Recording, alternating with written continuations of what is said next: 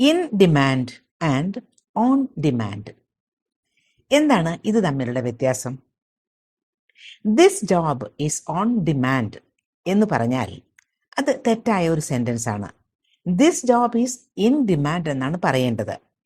In demand എന്ന് പറയുന്നത് ചില കാര്യങ്ങളെ പറ്റിയൊക്കെ, ചില പ്രോഡക്റ്റിനെ പറ്റി, അല്ലെങ്കിൽ ജോലിയെ പറ്റി, അതല്ലെങ്കിൽ ഒരു ട്രെൻഡിനെ പറ്റി ഒക്കെ പറയുമ്പോൾ നമ്മൾ സാധാരണ അത് വലിയ ഡിമാൻഡാണിപ്പോൾ എന്ന് പറയില്ലേ? വലിയ ഡിമാൻഡാണ് എന്ന് പറഞ്ഞാൽ അത് വളരെ പോപ്പുലറാണ്. മാത്രമല്ല അത് എല്ലാവർക്കും അത് ആവശ്യമാണ്. അത് അങ്ങനെയുള്ളപ്പോഴാണ് ഇൻ ഡിമാൻഡ് എന്ന് ഉപയോഗിക്കുന്നത്. AI engineers are in demand right now എന്ന് പറയുമ്പോൾ AI എഞ്ചിനീയേഴ്സ് ഇവർക്ക് ഇപ്പോൾ വലിയ ഡിമാൻഡാണ്. അവരെ എല്ലാവർക്കും വേണം. Lots of people want them. IPhones are always in demand during Deepavali. ദീപാവലിയുടെ സമയത്ത് ഐഫോൺസിനൊക്കെ വലിയ ഡിമാൻഡായിരിക്കും.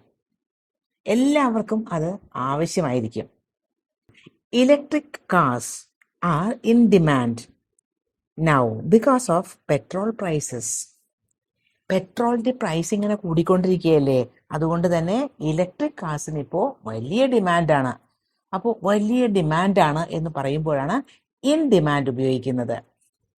ഓൺ ഡിമാൻഡ് എവിടെയാണ് ഉപയോഗിക്കുന്നത്? നമുക്ക് ആവശ്യമുള്ളപ്പോൾ മാത്രം ലഭ്യമാകുന്നത്. Available when you want it, at your request.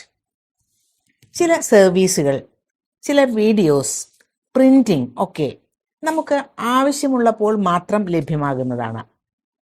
Netflix movies are available on demand. ആവശ്യമുള്ളപ്പോൾ മാത്രം അവൈലബിൾ ആകുന്നതാണ്, ലഭ്യമാകുന്നതാണ് Netflix movies. We need customer support on demand 24/7. എപ്പോഴും നമുക്ക് 24/7, എപ്പോഴും നമുക്ക് ഒരു ദിവസത്തിൽ 24 hours നമുക്ക് ലഭ്യമാക്കേണ്ട ആവശ്യമുണ്ട് കസ്റ്റമർ സപ്പോർട്ട്. കോമൺ ആയിട്ട് വരുത്തുന്ന മിസ്റ്റേക്സ് ആണ്. ഒരു എക്സാമ്പിൾ ഞാൻ പറയാം.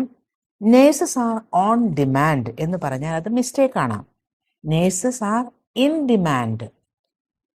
വാച്ച് വീഡിയോസ് ഇൻ ഡിമാൻഡ് തെറ്റാണ്.